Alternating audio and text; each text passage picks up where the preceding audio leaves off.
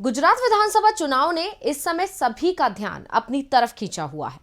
हर कोई जानने को उत्सुक है कि गुजरात की राजनीति में आखिर चल क्या रहा है। और सबसे बड़ा सवाल इस बार जनता के जहन में जो उठ रहा है वो है कि क्या भारतीय जनता पार्टी 7वीं बार फिर गुजरात की सत्ता पर कायम होगी। हालांकि फैसला तो जनता के हाथ में है। ऐसे में राजनीतिक दल जनता को लुभाने के लिए फोकस कर रहे हैं, लेकिन इन सब तैयारियों में कांग्रेस बीजेपी को पछाड़ती दिख रही है, जिससे बीजेपी में हलचल मच गई है। तो आखिर क्या है कांग्रेस की रणनीति? क्यों राहुल के गुजरात दौरे से टेंशन में आ गई है बीजेपी? किस समुदाय पर फोकस कर सकते हैं राहुल गांधी? बीजेपी में क्यों मची है खलबली? क्या बीजेपी को सता रहा है हार का डर?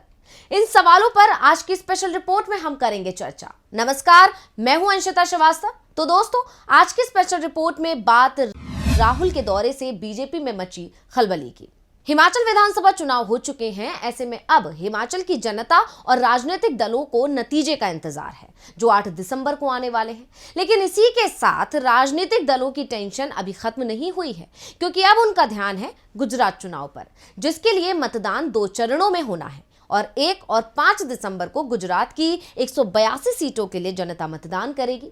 अब जाहिर है कि मतदान में ज्यादा समय नहीं रह गया है, तो ऐसे में सभी दलों की धड़कनें तेज हैं और सभी का ध्यान इन दिनों गुजरात की सत्ता पर है। वैसे तो सभी दल यहां पूरी ताकत झोंक रहे हैं, लेकिन सिर्फ सत्ताधारी बीजेपी की साख दांव पर लगी हुई है, क्योंकि पिछले 24 साल से पार्टी गुजरात की सत्ता पर काबिज है। ऐसे में इन दिनों सबसे बड़ा सवाल तो यही है कि जो बीजेपी के ऊपर मंडरा रहा है, और वो है कि क्या बीजेपी का करिश्मा कायम रह पाएगा। और ये सवाल जहां राजनीतिक गलियारों में चर्चा का विषय बना हुआ है, तो वहीं यही सवाल बीजेपी को भी परेशान कर रहा है। ऐसे में यह भी बड़ा सवाल है कि हमेशा ओवर कॉन्फिडेंट रहने वाली बीजेपी इस बार अपने ही गढ़ में क्यों डरी हुई है। दोस्तों, अपने ही गढ़ में बीजेपी के डर की सिर्फ एक ही वजह है और वो है कांग्रेस। हालांकि इस बार राज्य में आम आदमी पार्टी भी है और इसके चलते मुकाबला त्रिकोणीय हो गया है। लेकिन राजनीति के जानकारों का मानना है कि टक्कर तो बीजेपी और कांग्रेस के बीच ही है, क्योंकि कांग्रेस इस बार पूरी तरह तैयार है और बीजेपी को हर मोर्चे पर टक्कर दे रही है। और अगर बात पिछले चुनावी नतीजों की करें तो 2002 से साल दर साल कांग्रेस की सीटों में इजाफा हुआ है और बीजेपी की सीटों में गिरावट दर्ज हुई है। और 2017 में तो बीजेपी 100 का आंकड़ा भी नहीं छू पाई थी।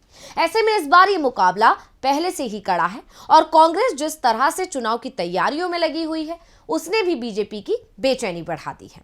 इतना ही नहीं, कांग्रेस जिस रणनीति के तहत राज्य में चुनाव लड़ रही है, वो सत्ताधारी बीजेपी पर भारी पड़ रहा है।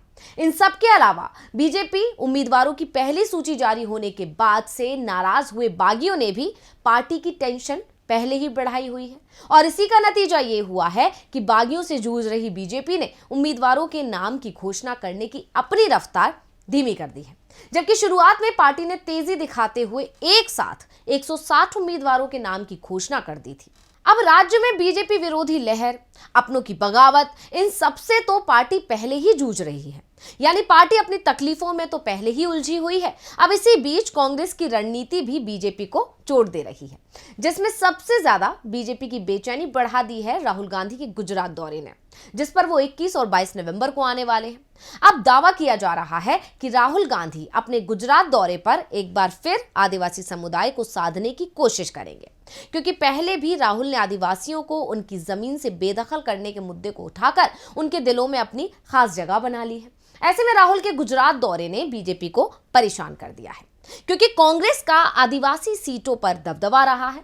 अगर मौजूदा चुनावी सरगर्मियों की बात करें तो कांग्रेस पार्टी के स्टार प्रचारक राहुल गांधी सहित कांग्रेस के सभी दिग्गज अब चुनावी मैदान में उतर चुके हैं और राहुल गुजरात में आदिवासियों पर फोकस करेंगे।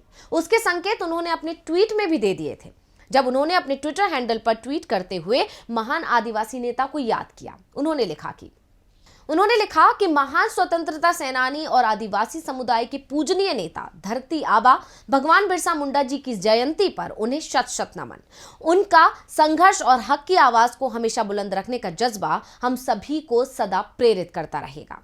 जानकार भी मानते हैं कि भले ही बीजेपी और संघ बिरसा मुंडा के सहारे आदिवासियों को अपने पाले में करने की कोशिश कर रहे हैं, लेकिन इस बार आदिवासी वोट एक तरफा कांग्रेस के खाते में जा सकता है, क्योंकि राहुल गांधी ने बीजेपी की कोशिशों पर पानी जो फेर दिया है। राहुल गांधी ने भारत जोड़ो यात्रा के दौरान ही हिंगोली में बिरसा मुंडा को श्रद्धांजलि दी और जनता को संबोधित करते हुए बीजेपी और संघ की नीतियों पर जमकर निशाना साधा।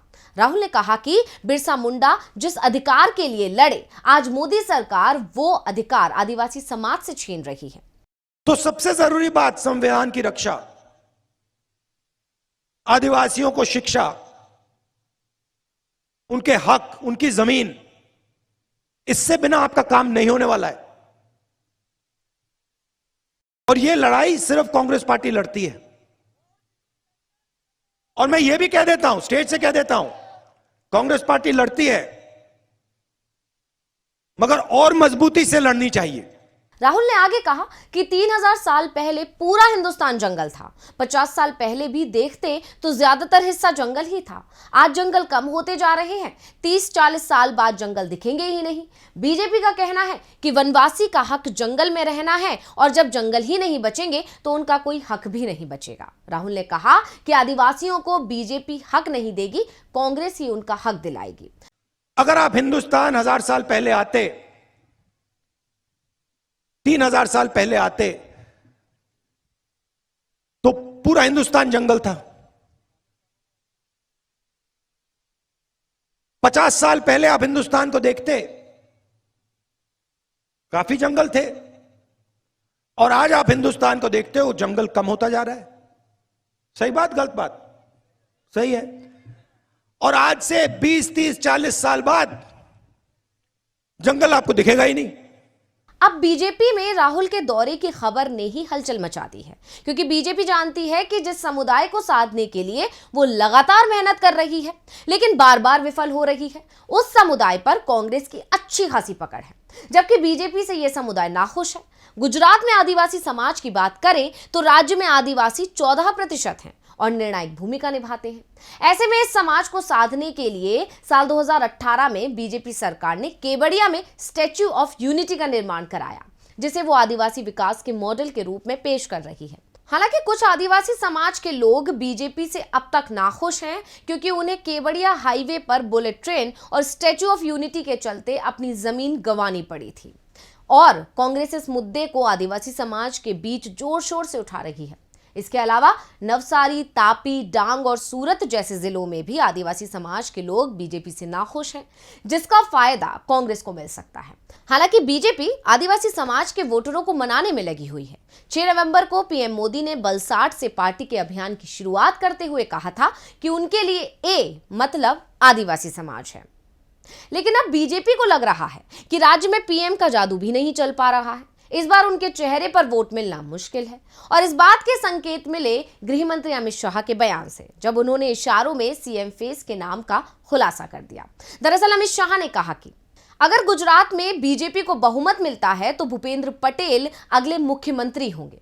अब शाह के बयान से यह साफ हो गया है कि पटेल बीजेपी के मुख्यमंत्री पद के उम्मीदवार हैं। लेकिन शाह के इस बयान ने यह भी संकेत दे दिया कि पार्टी को इस बार पीएम मोदी के सहारे चुनाव जीतने का भरोसा नहीं है। शायद यही वजह है कि पार्टी ने सीएम के चेहरे का खुलासा कर दिया है, जबकि आमतौर पर बीजेपी की रणनीति के तहत पार्टी कभी पहले सीएम फेस का खुलासा नहीं करती है। यानी यहां पार्टी सेफ प्ले कर रही है, क्योंकि अगर पार्टी को जीत हासिल नहीं होती है तो पीएम मोदी की छवि पर इसका कोई असर नहीं पड़ेगा। यानी पार्टी का बदला हुआ प्लान इस बात का संकेत दे रहा है कि इस बार बीजेपी की स्थिति राज्य में कमजोर है। तो आज की स्पेशल रिपोर्ट में बस इतना ही। फिर हाजिर होंगे एक और स्पेशल रिपोर्ट के साथ। नमस्कार।